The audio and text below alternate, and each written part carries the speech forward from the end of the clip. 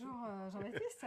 Ouais, bonjour. Enfin, en tout cas, bonjour à ceux qui nous regardent, puisque nous, on est ensemble depuis 2 jours, puisqu'on animait l'atelier pour Débloquer les problèmes amoureux. débloquer les problèmes amoureux, et que cette session étant terminée, on en profite qu'on est ensemble pour aborder quelques petits sujets qui sont ressortis durant ce week-end. Le premier, celui que vous avez vu dans la dernière vidéo. Ne restez pas seul. Ne restez pas seul. Et puis, en fait, on se rend compte que dans cette même logique de ne restez pas seul, eh bien, on se rend bien compte que parfois, il n'y a pas pléthore. Ça veut dire quoi, il n'y a pas pléthore? Ça veut dire, en tout cas, ce qui est ressorti et qui nous a bien fait rire pendant ces 2 jours, c'est la sensation qu'on est tout seul à vivre ces problèmes-là, et que les autres, ils vont tous bien sauf nous. C'est un peu ça l'idée, ou Oui, c'était plus l'idée précisément? qu'on va manquer d'abondance en amour aussi, hein. C'est que les autres méritent d'être aimés. D'ailleurs, quand vous êtes dans moi je suis en pénurie, enfin, j'ai pas assez ou j'ai pas ce que je veux, et les autres ils ont, vous voyez tous les couples, tous les gens qui sont en couple, qui ont l'air d'être bien, d'être heureux, de fonctionner, d'être en harmonie, Mmh. etc. Et puis ça dure et tout. Et puis vous comparez, vous dites, moi je suis pas bien, moi j'ai pas, moi, et si j'avais la bonne compagne ou le bon compagnon, Mmh. voilà, Mmh. alors à ce moment-là je serais heureux. Mmh. Donc ça veut dire que je commence à me mettre en mode pénurie, en Mmh. mode il n'y a pas pléthore, c'est-à-dire Ouais, je suis sur voilà, je je suis suis sur au la niveau réserve. réserve là, Ouais, puis, et puis il va falloir que je fasse les stations-service, et puis il n'y en a pas beaucoup qui sont approvisionnés en ce moment, hein. c'est ça, c'est ça.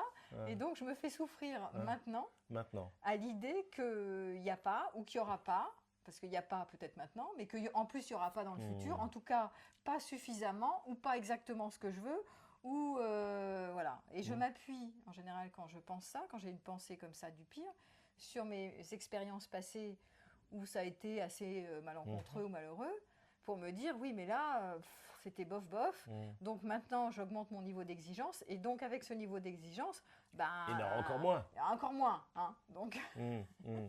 Donc il y aura moins de quoi? Il y aura moins de personnes disponibles, il y aura bah moins ouais, qui disponible, correspondent à qui mes correspondent à mes critères, etc. critères. Donc ça m'angoisse, ou c'est Ah oui, c'est ou angoissant. ah oui, ça angoisse, hein. Bah, on a vu, hein, Tu te ça les dis pas, angoisse. tu te dis pas, non, finalement, ça va me permettre de trouver, en tout cas plus précisément, une personne qui me correspond.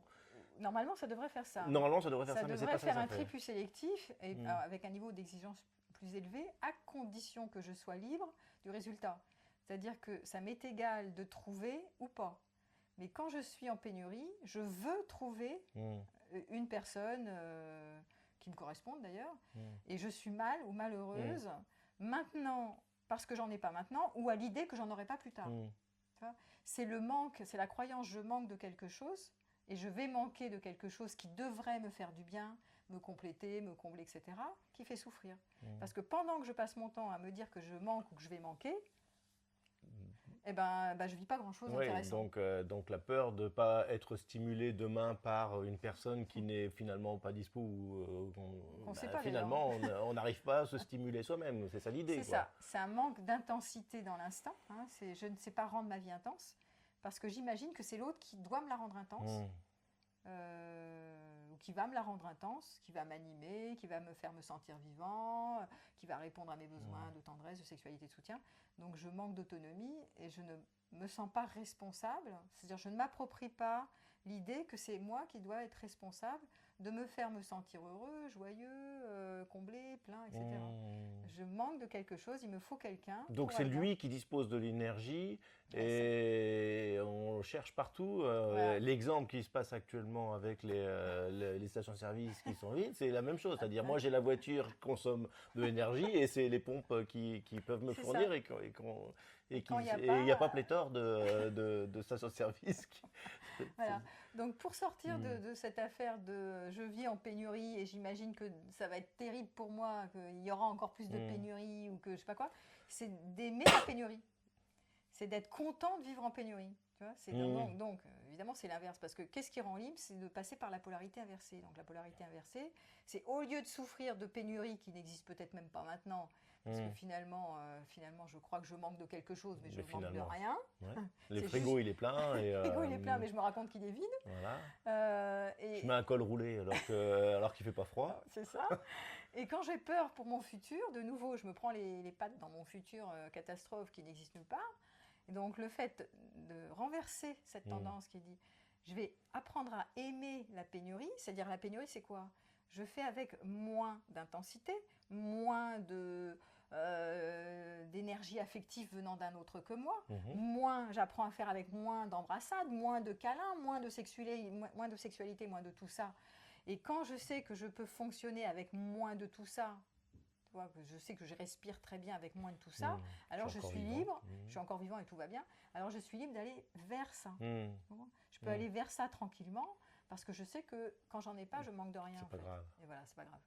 Et quand je suis sûre et convaincue que je manque et que je suis en pénurie, que je vais être en pénurie, que ça va être un drame, je suis absolument pas libre.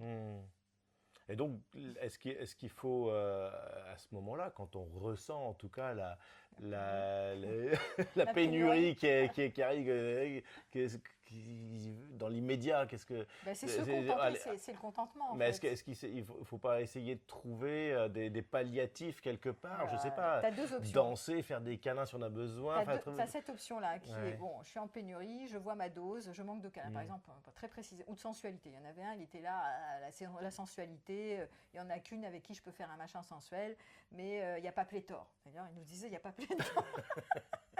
Il n'y a pas d'autre plan. Où est le plan? Et si jamais elle s'en va, je me retrouve en pénurie.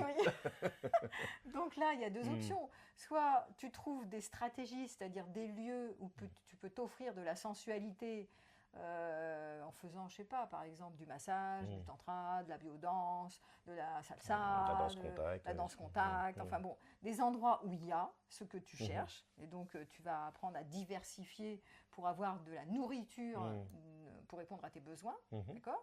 C'est pas le couple et une seule personne, mais c'est augmenter les stratégies. Dans le cas où tu as plus de risques d'être rejeté en plus. Soit tu te dis j'ai besoin de sensualité, mais ce n'est pas une nécessité. Je vais pas mourir, je suis pas affamée s'il n'y a pas de sensualité pendant 1 mois, 2 mois, 3 mois. D'ailleurs, fais l'expérience que tu peux augmenter la sensualité d'une manière différente que simplement avec des stratégies de sensualité corporelle. C'est-à-dire de rendre ta vie intense autrement, pour aimer et te contenter de ce qui est, au lieu de vouloir autre chose que ce qui est. Parce que c'est vrai que les goûts et les préférences font qu'il y a des personnes qui adorent la sensualité, d'autres qui s'en foutent, qui préfèrent la lecture. Mais quand tu es dans j'adore un truc, est-ce que tu le rends nécessaire comme un besoin vital, indispensable, ou est-ce que c'est juste un plaisir parmi d'autres? Quand tu es coincé, quand tu es en pénurie, c'est que ça devient un truc vital pour toi. C'est là où c'est piégeux.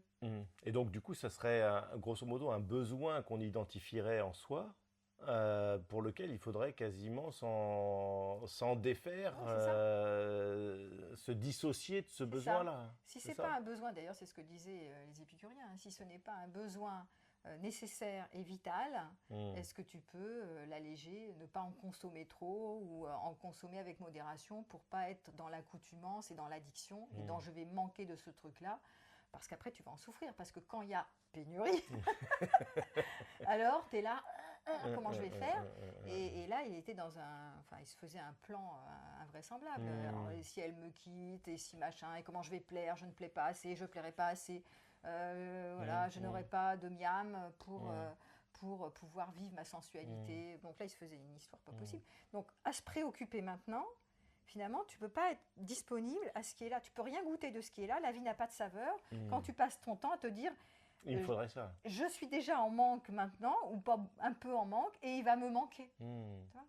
C'est de la souffrance, c'est que de la souffrance. Oui, donc ce qui fait quelque part, on a une attente.